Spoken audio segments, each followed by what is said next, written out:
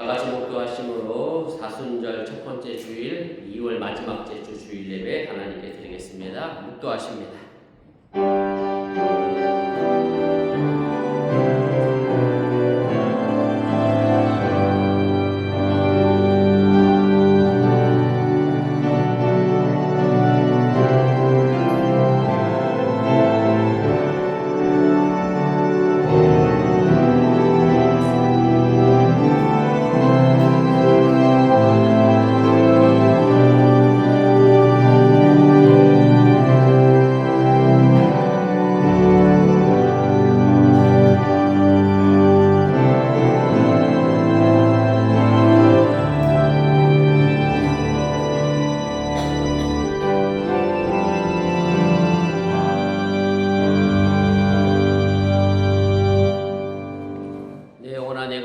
낙심하며 어찌하여 내 속에서 불안해하느니가.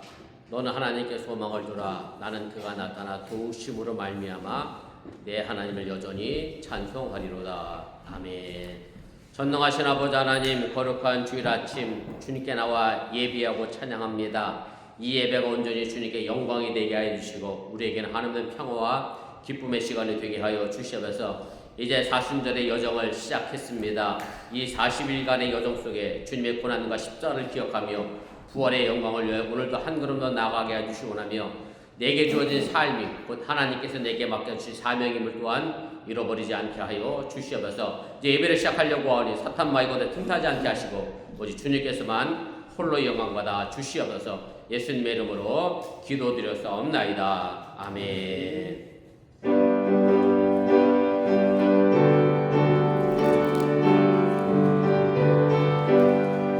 찬송하는 소리 속 사람 기뻐하도다. 하늘 아버지의 이름 거룩거룩하도다.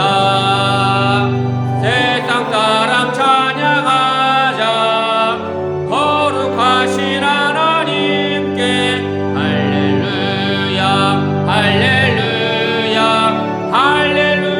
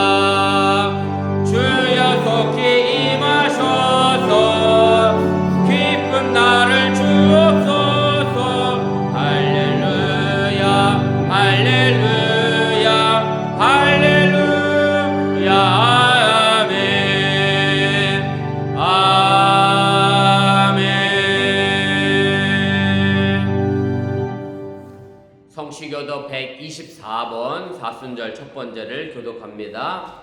내 하나님이여 내 하나님이여 어찌 나를 버리셨나이까. 어찌 나를 멀리하여 돕지 아니하시오며 내 신음소리를 듣지 아니하시나이까. 내 하나님이여 내가 낮에도 부르짖고 밤에도 잠잠하지 아니하오나 응답하지 아니하시나이다. 이스라엘 천성 중에 계시는 주여 주는 거룩하시니이다. 우리 조상들이 주께 의리하고 의리하였으므로 그들을 건지셨나이다. 그들이 주께 부르짖어 구원을 얻고 주께 위하여 수치를 당하지 아니하였나이다. 나를 멀리하지 마옵소서. 환난이 가까우나 도울 자 없나이다.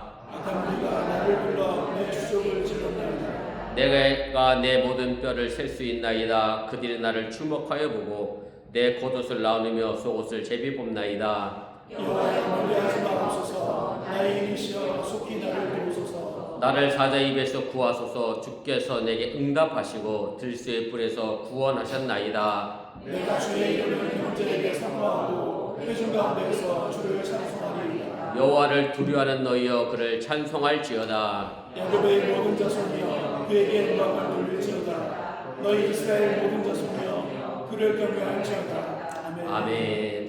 전능하사 천지를 만드신 하나님 아버지를 내가 믿사오며 그의 아들 우리 주 예수 그리스도를 믿사오니 이는 성령을 계하사 동정녀 마리아에게 나시고 본녀 빌라도에게 고난을 받으사 십자가에 못 박혀 죽으시고 장사한 지 사흘 만에 죽은 자 가운데서 다시 살아나시며 하늘로서 전능하신 하나님 편에 앉아 계시다가 죄로서 사한 자와 죽은 자를 심판하러 오시리라. 성령을 믿사오며 거룩한 공예와 성도가 서로 교통하는 곳과 죄를 사하여 주시는 곳과 몸이 다시 사는 곳과 영원히 사는 것을 믿사옵나이다. 아멘.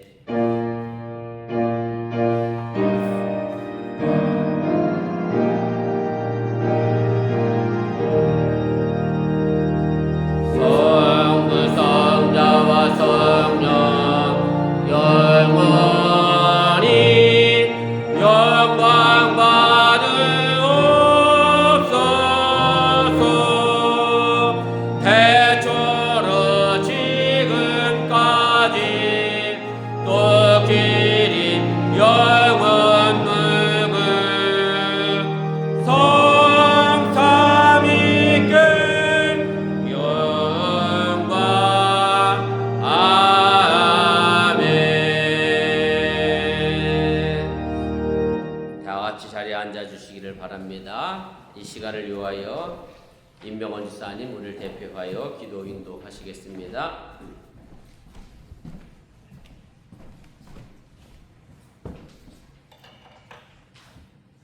기도드리겠습니다.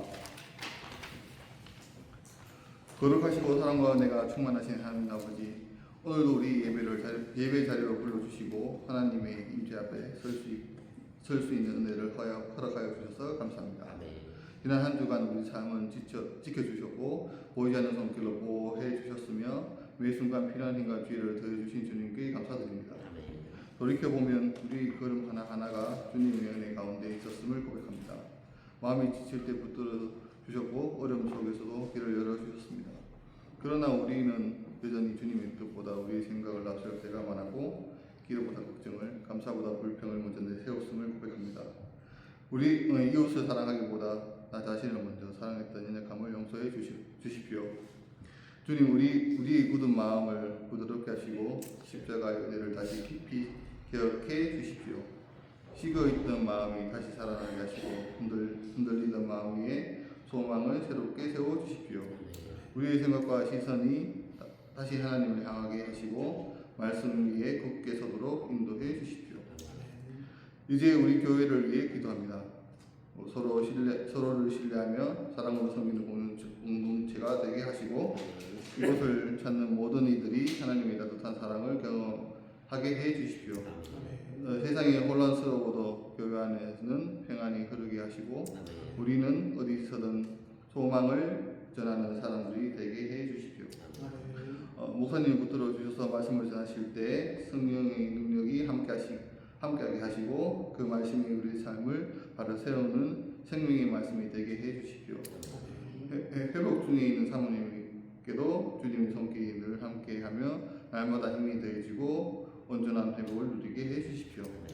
성도들의 가정과 생업을 위해서도 은혜를 더해 주십시오. 경제적인 어려움 속에 있는 가정에는 필요한 것을 채워주시고 육체와 마음이 연약한 이들에게는 회복의 은혜를 허락해 주십시오. 학생들에게는 지혜와 집중력을 더해 주시고 청년들에게는 분명한 비전과 용기를 주시고 어르신들에게는 평안과 믿음의 확신을 더해 주십시오. 우리의 일터와 학교 과정 속에서 하나님을 드러내는 삶을 살아가게 해 주십시오. 이제 말씀을 기다립니다. 우리의 귀를 열어 듣게 하시고 마음을 열어 순종하게 하셔서 오늘 예배가 우리의 삶을 변화시키는 시간이 되게 해 주십시오. 성령께서 우리 가운데 역사하셔서 지친 영혼이 새 힘을 얻고 무너진 믿음을 다시 세워지며 새로운 한 주를 믿음으로 시작하게 해 주십시오. 오늘 이 예배를 통해 우리의 심령이 새로워지고 우리의 삶이 다시 주님의 손에 붙들리기를 원합니다. 이 모든 말씀 우리와 함께 하시며 역사하시는 예수 그리스도의 이름으로 감사하며 기도드립니다. 아멘.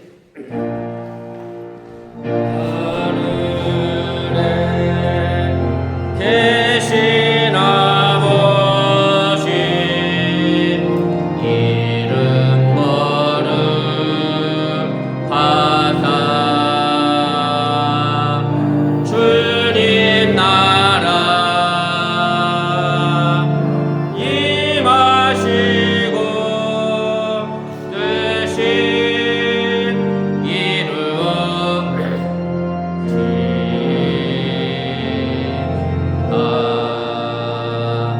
인류갈 양식 주시고 우리들의 분죄 다 용서하옵시고 또 시험에 들게 마시고 악에서 구원하소서. 대개 주의 나라 주의 권세 주의 영광 영원히 아멘.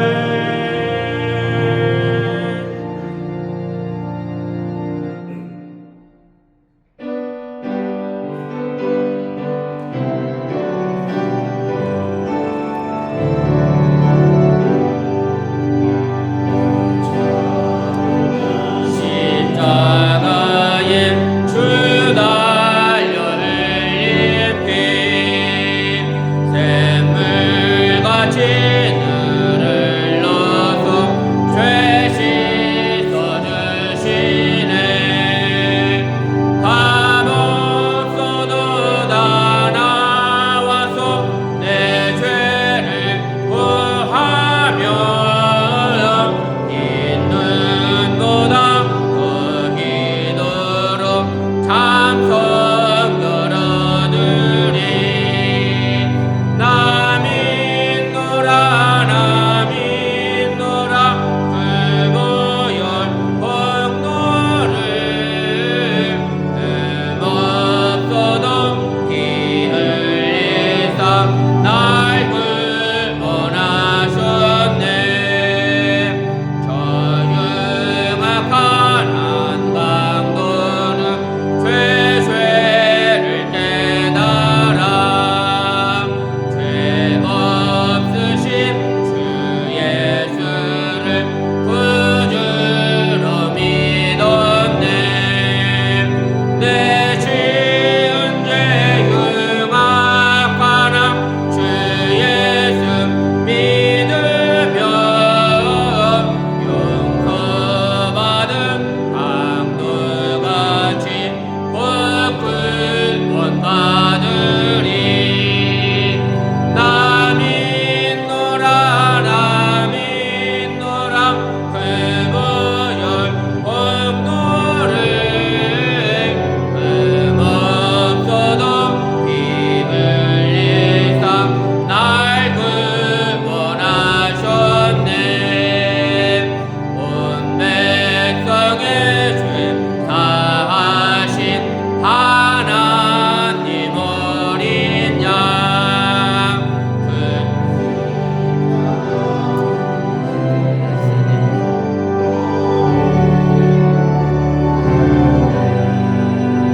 저 영원한 새 나라에 다 같이 모여서 금범은 곳 한복처럼 새 노래 부르리. 나 믿노라 나 믿노라 불보혈 공로를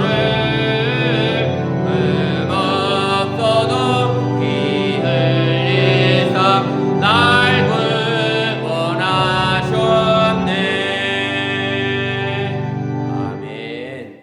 우리의 삶을 주관하시고 섭리하시는 전능하신 아버지 하나님, 거룩한 주를 맞이하여 주님 앞에 나와 예배하며 정성된 마음으로 귀한 예물 드립니다. 이 물질이 온전히 하늘나라에 심겨지게 도와주시고 저들의 삶의 터전 속에 하나님께서 많은 것으로 또한 좋은 것으로 갚아주시고 채워주시면서 십일조를 드렸사오니 하나님이 약속하신 것처럼 저대 창고가 차도 넘쳐나게 도와주시고 감사의 물 드렸사오니 범사에 감사할 조건이 채워지게 하시길 원하며 주의 이름을 드렸사오니 손길 닿는 곳에 하나님의 영광과 기쁨만이 되게 하여 주시옵소서. 지금도 예배드리고 있는 우리 주일학교와 우리 유스를 기억하여 주시고 어린 시절부터 꿈과 비전을 가지고 하나님께 한 걸음 더 나아가게 해주시기 원하며 갑자기 추워진 날씨 속에 이 환절기에 우리 49번 성도들 또 건강의 염려로 인해 어려움 닿지 않도록 하나님 눈동자같이 지키시고 보호하여 주시옵소서. 이 모든 말씀 예수님의 이름으로 축복하며 기도드렸사옵나이다. 아멘. 감사합니다. 자리에 앉아주시기를 바랍니다. 교회 서지 전합니다. 앞에 화면 보시고 주보 보시고 차가 없으시기를 바랍니다. 주일 성도 신앙의 기본인 것 기억하시고 어느 곳에 계신 간에 주일 거룩하게 잘 지켜주시기를 바라고요. 우리 임명원 지사님 키가 크신 분이 허리 숙여가면서 파워포인트 넘기고 계신데 드리고 싶은 말씀 이게 교회 물품이 여러 가지가 있다 보니까 작은 물건이 자꾸 사라져요. 지난주에 파워포인트 넘기던 리모컨이 어느 분이 넘기셨는지 모르겠는데 챙겨주지 않으면 없어져서 이렇게 됐는데 제가 가지고 있던 여분도 뭔가 주파수가 안 맞아서 지금 작동이 안 돼서 좀 이러고 계신데 아무튼 물품 챙기시는 분들 꼭 잊지 마시고 잘 챙겨주시면 고맙겠습니다. 다음 주는 벌써 3월이 됩니다. 우리 성찬 예식 있고 연합 예배를 드립니다. 잊지 마시고 각 순서 맡으신 분들 또 미리 준비해 주시고 예배해 주시면 고맙겠습니다. 그리고 속회 인도자 교육 보시고 다음 달 예배 봉사위원 보시고 또 헌신하시는데 차곡도록 그렇게 해주시면 고맙겠습니다. 그 다음에 속회 사진 보내달라 말씀드렸는데 아직 누가 속회가 아주 모범적으로 잘 찍어 보내주셨습니다. 홈페이지에 일단 먼저 게시가 됐고요. 아직 안 보내시는 속장님 잘 찍어서 보내주시면 홈페이지에 실도록 그렇게 하도록 하겠습니다. 혹시 뭐 제가 알아야 될 다른 광고 있나요? 그리고 찬양대원과 성가대원을 모집합니다. 노래를 잘하는 분을 모집하는 게 아니라 하고자 하는 의지를 가진 분을 모집합니다. 오늘 아침에 유지현 지사님이 노은이를 1시간 깨우다가 결국 깨워갖고 왔다는데 왜 아이들이 못 일어날까를 내가 혼자 같이 안내하면 생각을 해봤어요. 내 답이 꼭 정답은 아닌 것 같은데 일단 일어날 의지가 없는 것 같아. 그러니까 누가 깨워도 또 자는 거야. 의지가 있어야 있나는데 맞는 것 같아, 이 집사님? 지나들 안 깨우면 11시까지 막 잔대. 아이들이 왜 10시, 11시까지 잠을 잘까? 일어나려고 하는 의지가 없어서 그런 거 아니야. 할아버지가 고텔 제가 이런 말을 하니까 좀 안 맞을 수도 있는데 아무튼 제 느낌은 그래요. 그래서 여러분 성가대 찬양대원 의지가 있으면 됩니다. 잘하려고 하지 마시고 의지 가지고 열심히 헌신해 주실 분들 모집하니까 우리 장로님께 꼭 연락해 주시면 고맙겠습니다. 혹시 뭐 또 제가 아는 데 다른 광고 있나요? 다른 광고 없으시면 우리 하나님 말씀 보겠습니다. 신약 성경입니다. 우리 사도행전.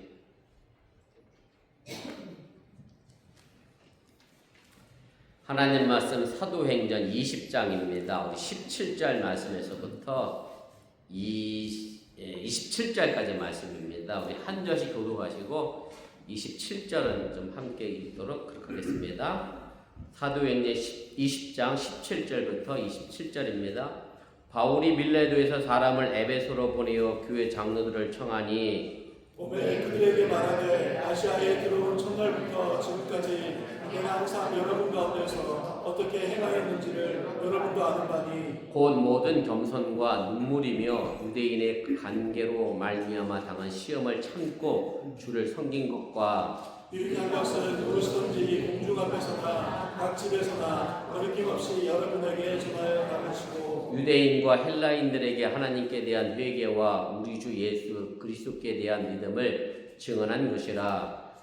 이제 나는 성령에 매여 예루살렘으로 가는데 거기서 무슨 일을 당하는지 알지 못하노라. 오직 성령이 각성해서 내게 증언하여 결박과 환난이 나를 기다린다 하시나 내가 내게 갈 길과 주 예수께 받은 사명 곧 하나님의 은혜의 복음을 증언하는 일을 마치게 하면은 나의 생명조차 조금 더 귀한 것으로 여기지 아니하노라. 보라 내가 여러분 중에 왕래하며 하나님의 나라를 전파하였으나 이제는 여러분이 다 내 얼굴을 다시 보지 못할 줄 아노라. 그러므로 오늘 여러분에게 증언하거니와 모든 사람의 피에 대하여 내가 깨끗하니 이는 내가 꺼리지 않고 하나님의 뜻을 다 여러분에게 전하였습니다. 아멘. 이 시간 아이누스 찬양단 특별 찬양이 있겠습니다.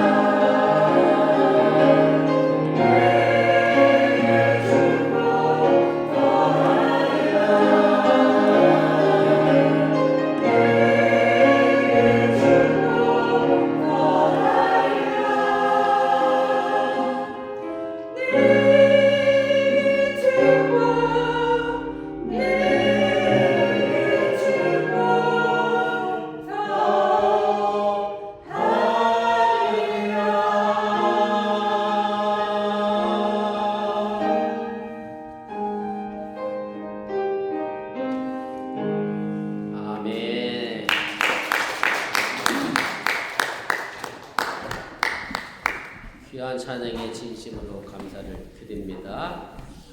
이 찬양의 가사를 누가 썼는지 제게 갑자기 은혜가 됐어요. 왜냐하면 사랑하는데 이유가 없네요. 그냥 그것뿐이네요. 사랑한다는. 그래서 제가 무슨 생각이 들었지? 나이가 들어서 자꾸 많이 파란쳤죠. 무슨 생각이 들었냐면 사랑의 이유가 있으면 그 이유가 사라지면 모두 사라지겠어요? 예, 사랑도 사라지는 것 같아요. 그래서 사실 부모가 자녀를 사랑하는데 뭐 우리 아들이 공부를 잘해서 내 말을 잘 들어서 이래서 사랑은 아니잖아요. 그냥 자녀니까 그냥 사랑하는 거지. 그래서 그냥인 게 좋은 것 같아요. 사랑하는데 뭐 이유를 찾지 마시고 그냥 예수님 사랑하시고 그냥 남편과 아내를 자녀를 또 그렇게 사랑하며 살아가시기를 바랍니다. 일본 작가입니다. 소설가이기도 하고 엔도 슈사쿠라고 하는 사람이 쓴 소설이 하나 있습니다. 사해 호반이라고 하는 소설인데 사해가 그 이스라엘에 있는 죽은 바다 그 사회를 의미합니다. 이 소설은 이제 두 가지 이야기가 평행되게 진행되는 그런 입체적 구성을 가지고 있는데 현대에서는 무기력하고 평범한 일본 남자가 자신의 의지와 상관없이 어머니를 따라서 세례를 받았던 카톨릭 신앙의 회의를 느끼면서 마음의 답을 찾기 위해서 이스라엘의 성지 순례를 가는 것으로 현대의 이야기가 구성이 되어 있고요. 그리고 또 하나의 축은 이제 성서시대 이야기를 그립니다. 예수님이 빌라도에게 붙잡혀서 고초를 겪고 골고다 언덕을 오르는 과정이 이제 그려지게 되는데 이 사해 호반이라고 하는 이 소설에서 예수님은 어떤 뭔가 특별한 기적을 행하는 그런 신성한 존재로 묘사되기보다는 그저 병든 자들과 함께하고 아픈 이들과 함께하고 외로운 자들과 함께하는 그런 예수님의 모습으로 그려지고요. 그리고 제자들에게 버림받고 무력하게 이제 죽어가는 동반자로서의 예수, 인간 예수로 그렇게 소설은 묘사를 합니다. 이 작가가 이 소설에서 고민하고 있는 것은 뭐냐면 성경 속에 나오는 예수님의 기적이 현대인에게는 더 이상 일어나지 않는다고 하는 점에서 주목하면서 이런 기적이 일어나지 않는 이 현대 사회 속에서 우리가 어떻게 믿음을 유지해 갈 수 있을까를 고민을 하게 됩니다. 사실은 이것은 이제 구약의 시편 기자도 같은 것으로 고민을 한 적이 있습니다. 오늘 사순절 1번 교동문에도 나와 있는 내용이긴 합니다만은 자신들의 대적자들이 내가 믿는 하나님이 살아있다라고 하면 왜 너를 도와주지 않느냐라고 비웃게 되는데 이런 비웃음에 대하여 자신의 처한 고통 속에서 밤낮으로 눈물을 흘리게 됐다. 눈물이 주야로 내 음식이 되었다라고 시편 기자가 고백을 합니다. 그러고 시편 기자는 그 눈물의 고백으로 이 시를 끝내지는 않습니다. 그리고 그 시편 42편 마지막 절에 보면 이런 신앙의 고백으로 그 시를 끝을 냅니다. 내 영혼아 내가 어찌하여 낙심하며 어찌하여 내 속에서 불안해하는가. 너는 하나님께 소망을 두라. 나는 그가 나타나 도우심으로 말미암아 내 하나님을 여전히 찬송하리로다. 사실 이런 고민은 현대를 살아가고 있는 우리 현대 신앙인들에게도 같은 고민일 수밖에 없습니다. 전능하신 하나님이 왜 나의 이런 고통과 어려움을 외면하고 계신가 하는 처절한 몸부림과 아픔의 소리를 지르게 된다는 말씀입니다. 물론 하나님은 필요에 따라 놀라운 기적을 일으켜 주십니다.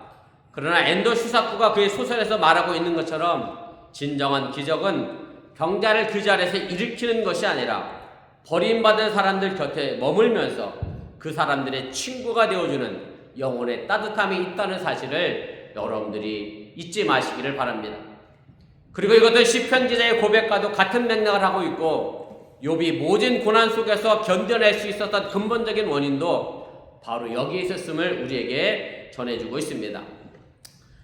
지난주에 트럼프 대통령이 가장 강력하게 세계를 주물렀던 관세라고 하는 무기가 미국 대법원에서 유언으로 판결이 나왔습니다.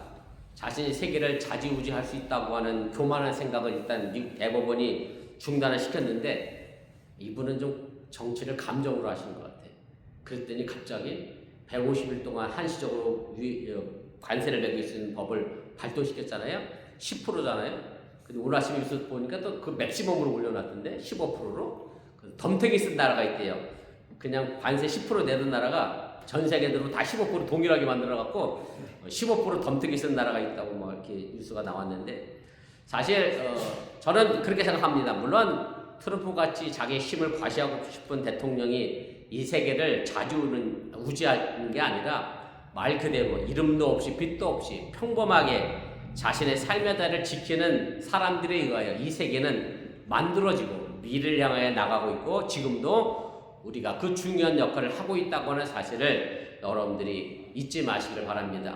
가끔 드라마에 그런 말이 나오더라고요. 4년짜리 국회의원이 까분다는 거지. 국회의원은 기껏해야 4년, 대통령은 기껏해야 우리나라식으로 얘기하면 5년 뒤에 퇴임하잖아요. 그 5년 뒤에 보면 일반 평범한 사람이 사는데 우리는 계속 평생 평범하게 내 일을 하기 때문에 결국 승리자는 평범한 사람들이 승리한다고 하는 사실을 여러분들이 잊지 마시기 바랍니다.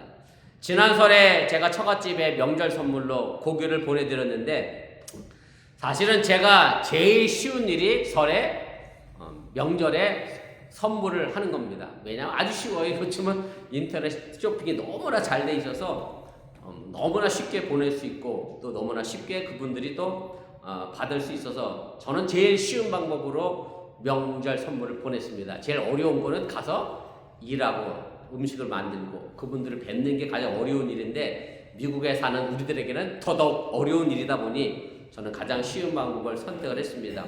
그런데 고기를 보내면서 이런 생각이 드는 거죠. 받아서 드실 수 있는 장인 장모님은 그래도 다행이다, 괜찮다, 건강한 분이다 이런 생각이 들고 명절에 어머니한테 전화했는데 그래도 큰아들인 건 알아보셔서 참 다행인데 며느리는 못 알아보더라고. 또 그래서 무슨 날인지 왜 전화했는지 모르고 계셔. 그래서 요양원에 저러고 계신 우리 어머니에게 이 설이 무슨 의미가 있을까라는 생각을 하면서 그래도 설이라는 걸 알고 명절 선물 받아서 잡수실 수 있는 정도의 부모님이 계시다는 것도 참 감사하다라는 생각을 하면서 어머니가 조금 더 건강하셨을 때 전화도 하고 더 선물도 좀 많이 해드릴 거라는 후회를 제가 했습니다. 우리는 늘 바쁘다는 핑계로 부모에게 대하는 일을 마치 숙제를 해치우듯이 말 그대로 따뜻한 온기 없이 대할 때가 너무 많이 있습니다.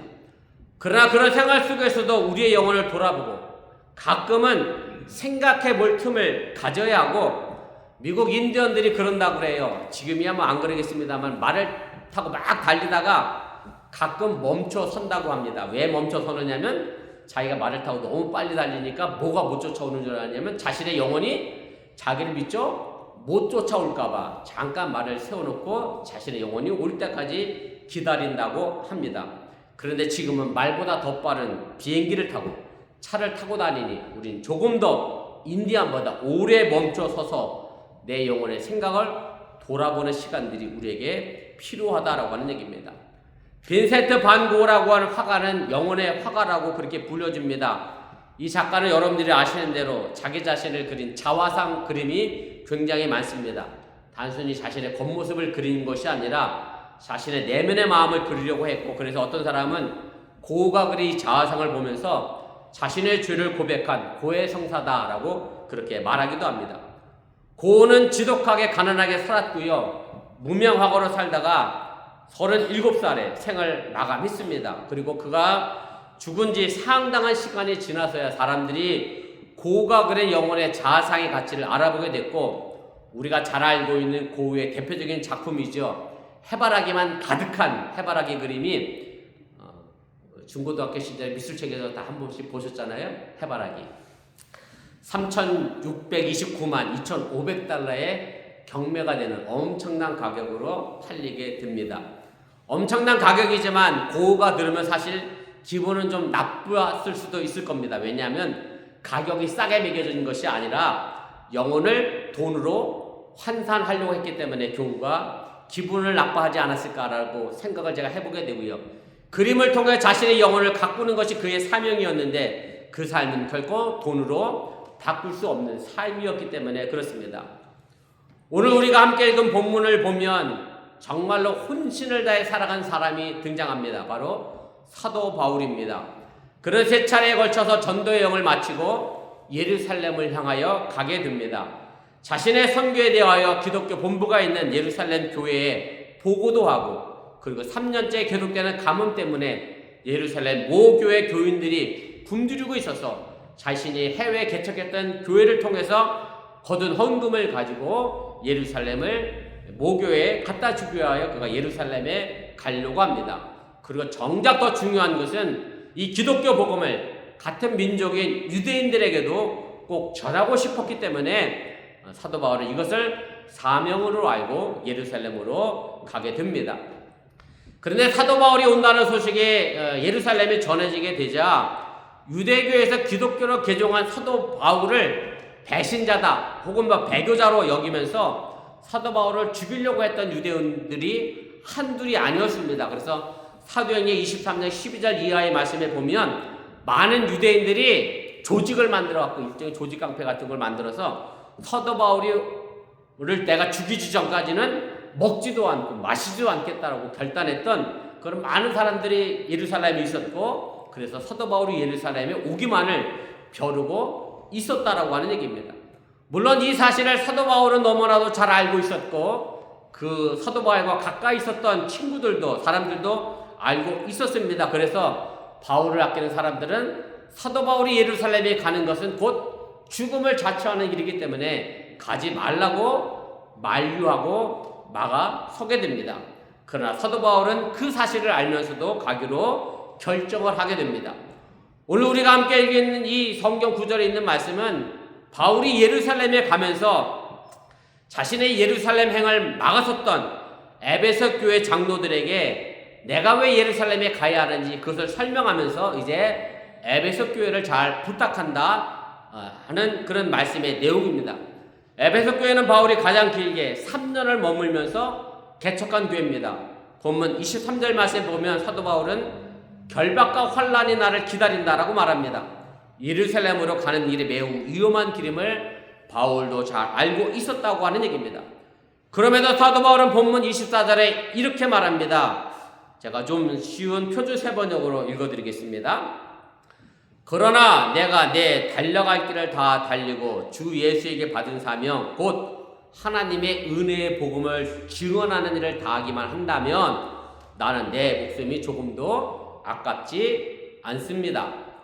본문 22절이 말하는 것처럼 사도 바울은 이방인이건 유대인이건 기독교 복음을 전하고 싶었습니다. 그는 차별을 두지 않고 특히 유대인들이 율법으로부터 자유롭기를 누구보다 원했기 때문에 그 복음을 전하기를 원했습니다. 24절에서 제가 읽은 말씀 가운데 내 갈 길 끝까지 달리고 라고 말하고 있는 표현이 있는데 사도행전에 보면 예루살렘을 향하여 사도 바울이 도착했을 때 그것을 통하여 사도 바울은 체포되어지고 로마로 압송되어져서 이 길이 자신의 마지막 길임을 너무나도 잘 알고 있었다는 것을 우리가 알게 됩니다. 그렇지만 사도 바울은 나는 목숨이 조금도 아깝지 않습니다 라고 하면서 복음을 위하여 기꺼이 죽겠다 자처하며 예루살렘으로 나아가게 됩니다. 이에 대하여 바울이 갈라디아서 1장 15절 16절에서 이렇게 표현합니다. 내가 모태에 있을 때부터 나를 따로 세우시고 은혜로 불러주신 이가 기쁜 마음으로 이방 사람들 가운데에서 그 아드님의 복음을 전파하게 하시려고 내게 아드님을 계시해 주었습니다. 사도 바울은 자기 인생 전부가 하나님이 정해주신 그 아드님 예수 그리스도를 전하는 것이 자신의 삶이며 사명인 것을 알았다라고 하는 얘기고 자기 인생을 하나님이 주신 사명으로 알아 그렇게 살아갔다라고 하는 얘기입니다. 우리가 이 땅에서 우연히 그냥 태어난 존재가 아니라 하나님의 뜻이 있어서 하늘로부터 보냄받은 존재라고 하는 자각을 사도 바울은 가지고 있었고 그 자각은 또한 우리에게도 있어야 한다고 하는 사실을 여러분들이 잊지 마시기를 바랍니다. 보내다라고 하는 말은 헬라어로 아포스텔로라고 하는 단어를 사용합니다. 이 말에서 무슨 단어가 나왔느냐면 아포스톨로스라는 단어가 나왔습니다. 사도라는 뜻입니다. 영어 표현에도 비슷한 발음으로 되어 있고요. 미국 교회 가운데서도 이 아포스톨로스를 사용하는 교회가 많이 있음을 보게 됩니다. 사도란 뭐냐? 보냄받은 자란 뜻입니다. 그래서 신학 공부를 하고 전도사가 되고 목사가 되어야 사도가 되는 게 아니라 하나님께로부터 내가 보냄받았다라는 자각을 가지고 있는 사람이라면 그 누구든지 사도가 될 수 있다고 하는 사실을 여러분들이 잊지 마시길 바랍니다. 종교개혁을 일으켰던 마틴 루터가 그런 얘기를 하잖아요. 만인 제사장 이를 이야기합니다. 만인 제사장. 모든 사람이 다 제사장이다. 왜 그랬느냐면 그때까지 중세 천주교회는 신부들만 제사할 수 있었다. 신부만 하나님과 소통하고 사람들과의 중간의 관계에서 신부만이 하나님과 연결됐다라고 주장해 왔기 때문에 마틴 루터는 아니다. 우리 모두가 다 평범한 사람도 하나님과 소통하고 교제할 수 있기 때문에 우리 모두가 다 만인 제사장이고 만인 사제다라고 이야기하고 있음을 여러분들이 깨달으시길 바랍니다. 오늘 본문 말씀에서 사도 바울은 에베소 교회 장로들에게 그간의 자신의 교회 섬긴 삶을 말하면서 자신의 사명의식, 영혼의 장인 정신을 말하고 있음을 보게 됩니다. 이것은 단지 복음을 전하는 사람들만의 이야기는 아닙니다. 우리가 무엇을 하든 간에 어떤 길을 가든 간에 이런 정신을 가지고 갈 때야만 보냄받은 자의 삶이요 삶 자체가 사명인 사람의 삶이 된다는 사실을 여러분들이 잊지 마시기를 바랍니다. 미국의 철학자이며 수필가인 에머슨이라고 하는 사람이 이런 말을 합니다. 살아있는 것이 무거운 짐이 된다고 해서 죽음을 원하는 것은 비겁한 일이다. 이 무거운 짐으로부터 벗어나는 단 하나의 길은 사명을 다하는 것뿐이다 라고 말합니다. 사도 바울은 에베소 교회 장로들에게 자신이 걸어온 길을 말하면서 사명자의 삶이 무엇인지를 말합니다. 그래서 본문 18절에서 아시아에서 들어온 첫날부터 지금까지 내가 항상 너희 가운데 어떻게 행한 것을 너희도 아는 바다 라고 말하면서 자신의 사명자의 삶을 말하게 되는데 19절에 세 가지를 이야기합니다. 그 첫째는 겸손, 두 번째가 눈물, 세 번째가 인내를 말하게 됩니다. 여기서 말하는 겸손은 그냥 예의상의 겸손이 아닙니다. 철저한 자기 부족에 대한 인식입니다.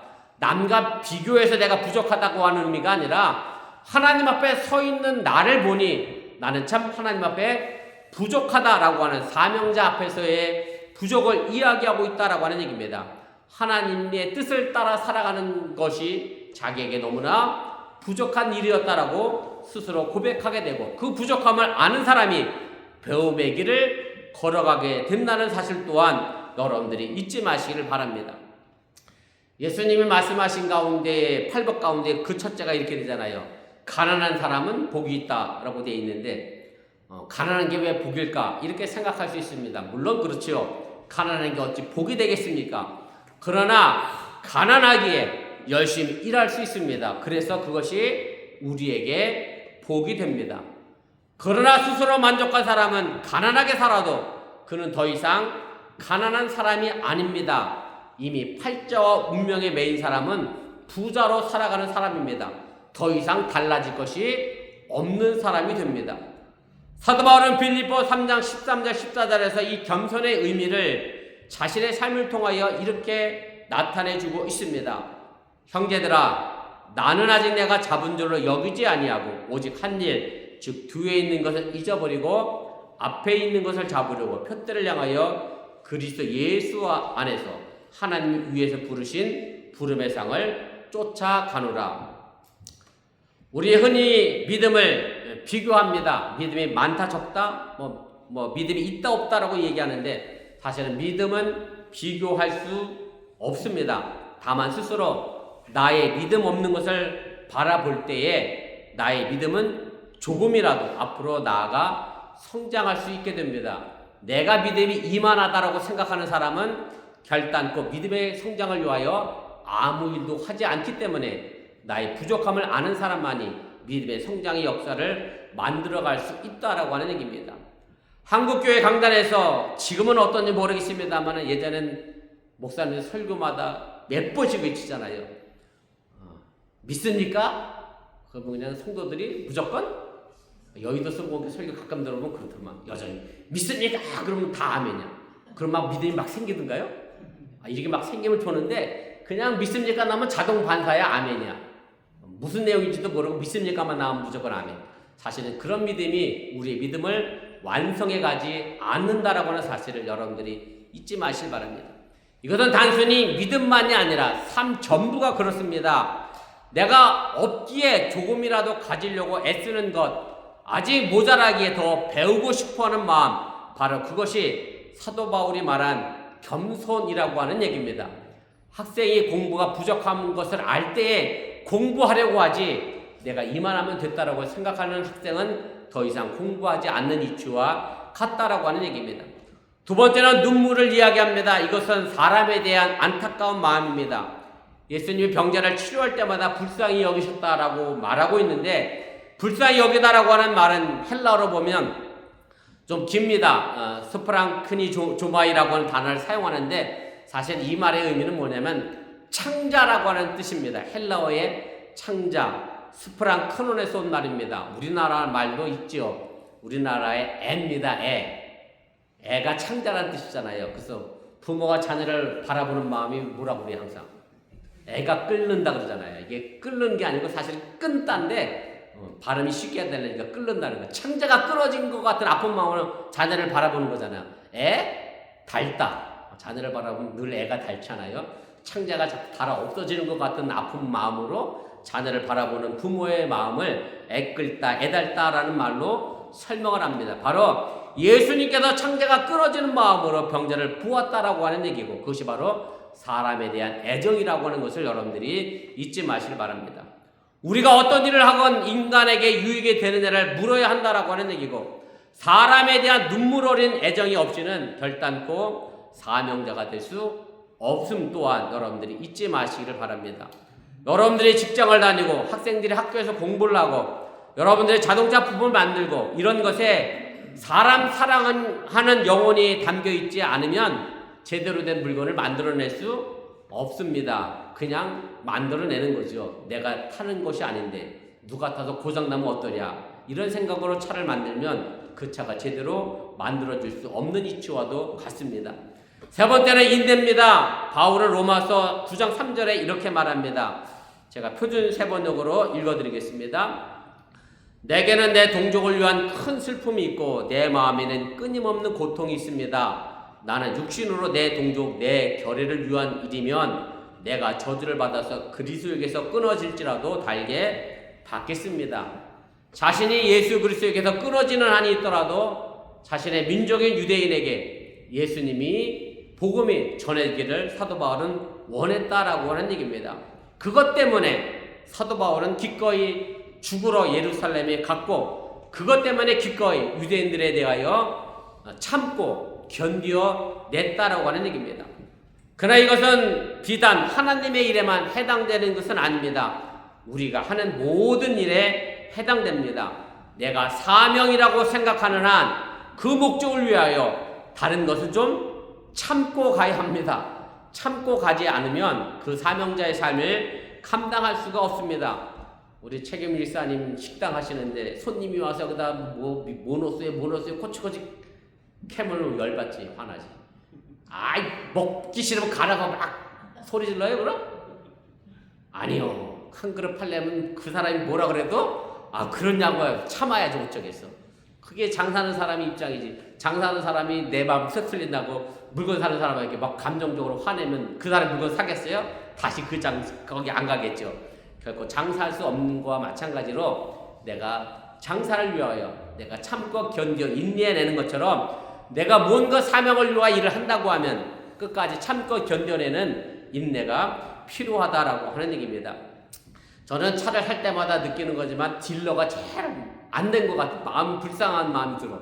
아무것도 결정 권한도 없는데 나랑 저기 가서 걔 왔다 갔다 하잖아. 그죠? 가격 이러면 또 왔다 갔다. 아무 결정 권한도 없어. 저쪽 가서 또 가격을 받아와야 돼. 그렇지만 그래도 참아야 하는 것은 자기가 딜러이기에 그것을 해야 하는 사명이기 때문에 그렇게 한다라고 하는 얘기입니다. 삶이 사명인 사람은 겸손과 눈물과 인내가 필요합니다. 바로 이런 요소를 그의 몸에 지니고 있었기 때문에 사도 바울은 목숨을 아끼지 않고 예루살렘을 향하여 나아가게 된다라고 하는 얘기입니다. 일제시대 때 만주로 피난 가서 독립군에 가담했던 청년들이 많았다고 그래요. 그런데 독립군에서 딱 3가지를 물었다고 그래요. 이 3가지 질문에 자신있게 대답하는 청년만 독립군에 가담을 시켰다고 합니다. 그 세 가지 질문이 이런 겁니다. 당신은 총에 맞아 죽을 각오가 되어 있는가? 두 번째는 굶어 죽을 각오가 되어 있는가? 세 번째는 얼어 죽을 각오가 되어 있는가? 이 질문에 기꺼이 대답해야만 독립군에 입대를 할 수 있었다라고 하는 얘기입니다. 우리는 지금 어떤 마음으로 어떤 일을 하고 있는지 돌아보시기를 바랍니다. 되면 좋고 안 되면 말고 식이 아니라 설령 실패해도 그것이 보람 있는 실패가 되기 위하여 참고 인내하며 겸손한 삶을 살아내시기를 바랍니다. 결국 우리 기독교인들은 사람들이 생각하는 것처럼 실패한 십자가에서 다시 부활할 것을 믿는 사람들이기 때문에 결코 실패가 존재하지 않는다는 사실을 여러분들이 믿으시기를 바랍니다. 사도 바울과 같은 여러분들이 있었기에 지금 오늘의 어번교회가 있다고 하는 사실 또한 여러분들이 기억하시기를 바랍니다. 사도 바울은 교회를 그리스도의 핏값으로 샀다라고 말합니다. 그러기에 사도 바울은 주님을 따른 사람으로서 자신의 십자가를 질 줄 알았습니다. 그것이 그의 삶이었고 사명이었습니다. 그래서 값진 삶을 살아냈습니다. 그리고 그 겸손과 눈물과 인내로 오늘날 수많은 사람들에게 교회의 복음을 나눠주게 됐고, 사도 바울이 없었다라고 하면 지금 전 세계의 기독교 복음은 존재하지 않을 수도 있었다고 하는 사실을 우리가 생각해 볼 수가 있습니다. 물론 사도 바울이 그 당대에는 그렇게 유명하진 않았습니다. 아마 고우처럼 인정받지 못했습니다. 그러나 그 짧은 가치를 세월로는 평가할 수 없고, 지금 그 사도 바울의 위대한 헌신과 노력이 지금 이 시대에게도 복음이 전해지게 되고, 유대교가 팔레스틴을 넘어서 전 세계로 퍼져나갈 수 있었던 것은 바로 사도 바울이 로마에 가서 복음을 전하고 그 복음이 지금 우리에게 전해졌다라고 하는 사실을 여러분들이 깨달으시기를 바랍니다. 지중해 연안과 중동 사막지대에 가면 벨벳 거미라는 거미가 있습니다. 이 거미가 유명한 것은 생물학적 본능 때문에 그렇습니다. 생물학적 본능 가운데에서도 아주 처절한 모성 본능을 가지고 있는 거미가 이 벨벳 거미입니다. 이 거미는요, 일평생 단 한 번 알을 낳습니다. 사람도 여러 번 아이를 낳는데 이 거미는 단 한 번 일평생 알을 낳는데, 이 거미가 알을 품고 있는 동안은 뭘 하냐면 자신의 내장 기관을, 말 그대로 창자를 녹이기를 시작을 한다고 합니다. 그리고 알이 부화되기 전까지 최대한 많은 먹이를 먹어서 자신의 몸을 비대하게 살찌우게 됩니다. 그리고 그렇게 축적된 영양분은 나중에 새끼들에게 줄 액체 식량으로 이제 변하게 된다라고 하는 얘기입니다. 새끼들이 알에서 깨어나게 되면 이 거미는 자신의 입을 통해서 자신의 내장을 녹인 액체를 토해내서 이 새끼들에게 먹이게 됩니다. 그리고 약 2주간 이런 행동으로 영양분이 이제 바닥이 날 때쯤 되면 이 어미는 새끼들을 자기의 배 위에 올려놓고 이 새끼들이 자기의 배를 파고 들어가 자신의 내장 몸 전체를 파먹도록 만들게 합니다. 연구에 따르면 이 새끼들이 몸을 파먹는 동안에 어미는 살아있고 심장은 가장 마지막까지 박동하며 생명을 유지하다가 결국 텅 빈 껍데기만 남게 된다는 얘기입니다. 물론 이런 현상은 본능적인 겁니다. 사막이라고 하는 극한 상황에서 한 번밖에 알을 낳지 못하니 어떡하겠습니까? 가장 높은 번식의 성공률을 위하여, 그리고 새끼들 스스로가 사막에서 사냥할 수 있을 정도의 성장하도록 잘 때까지 확실한 영양분을 주기 위해서는 자기 몸을 줄 수밖에 없는 그런 극한 상황에서 만들어내진 어떤 유전의 결과, 진화의 결과라고 그렇게 생물학자들은 설명을 합니다. 물론 사람들을 본능적으로 한다라고 하면 이기적일 수밖에 없겠죠. 벨벳 거미만도 못한 게 어찌 보면 우리 사람일 수도 있는데, 사도 바울은 본능적으로가 아니라 사실은 일부러 의지를 가지고 예루살렘에 가서 체포되어 로마로 압송되어져 갑니다.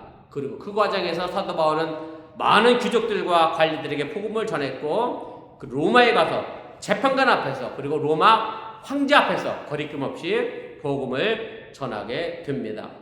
우리가 본능적으로 한다라고 하면 자꾸 움츠러들 수밖에 없습니다. 내 몸을 지키려고 하죠.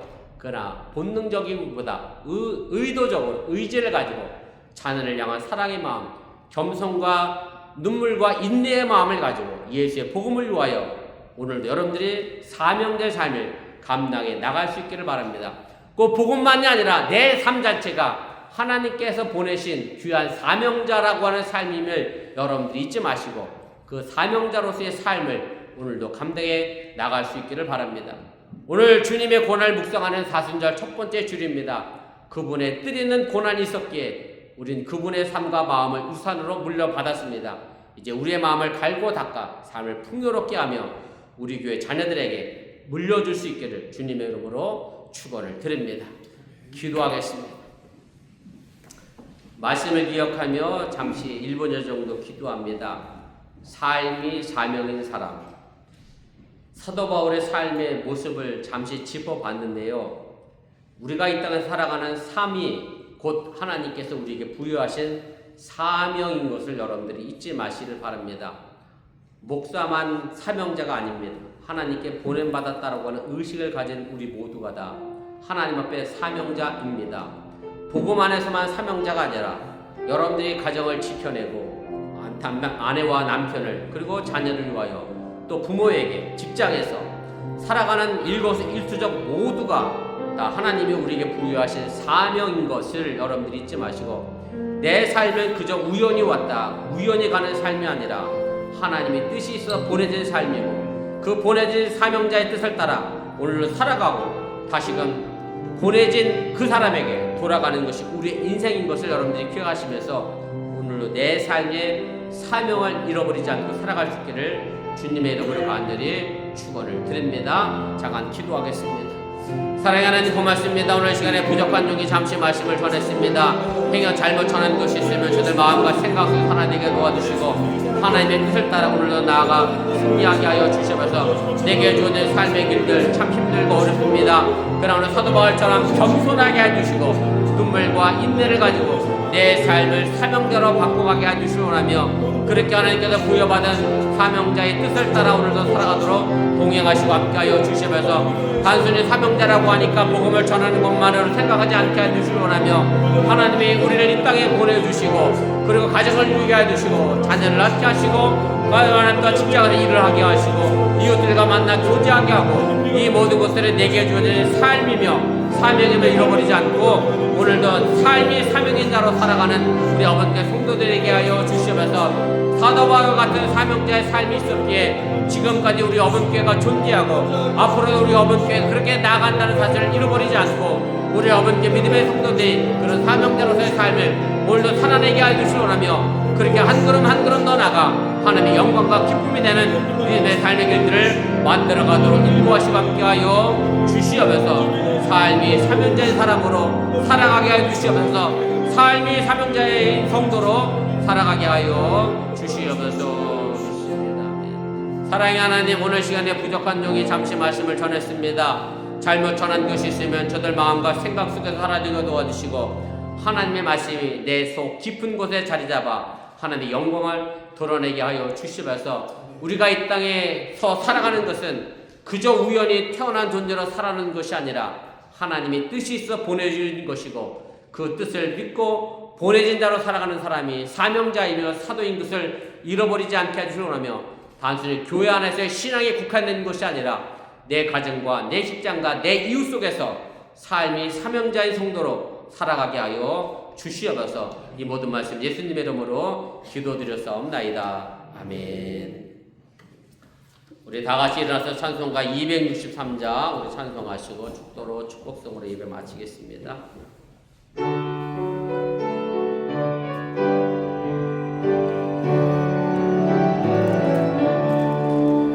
이 세상 험하고 나비로 약하나 늘기도 힘쓰며 큰 권능 얻겠네. 주의 은혜로 대속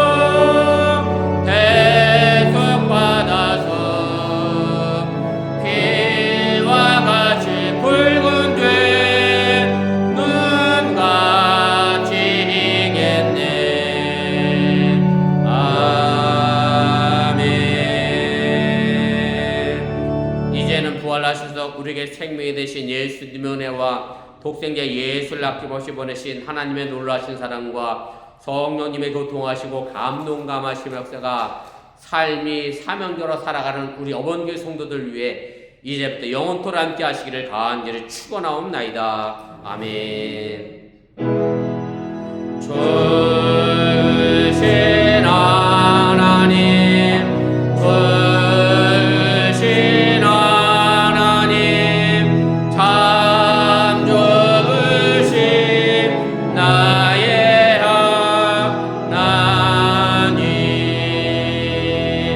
한없는 주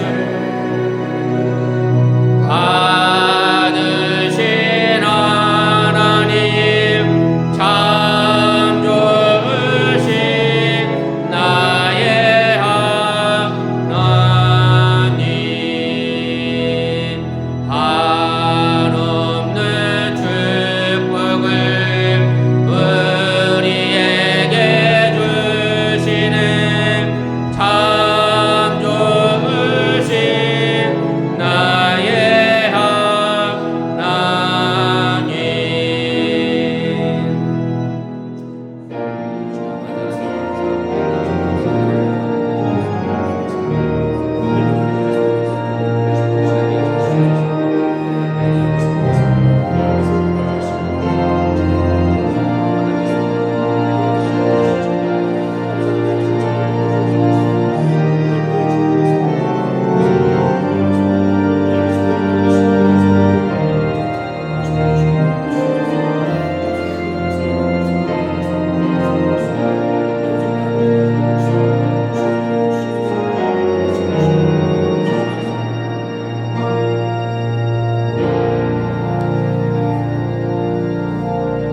감사합니다. 환절기에 건강관리 잘 하시고 건강한 믿음으로 승리하시기를 바랍니다.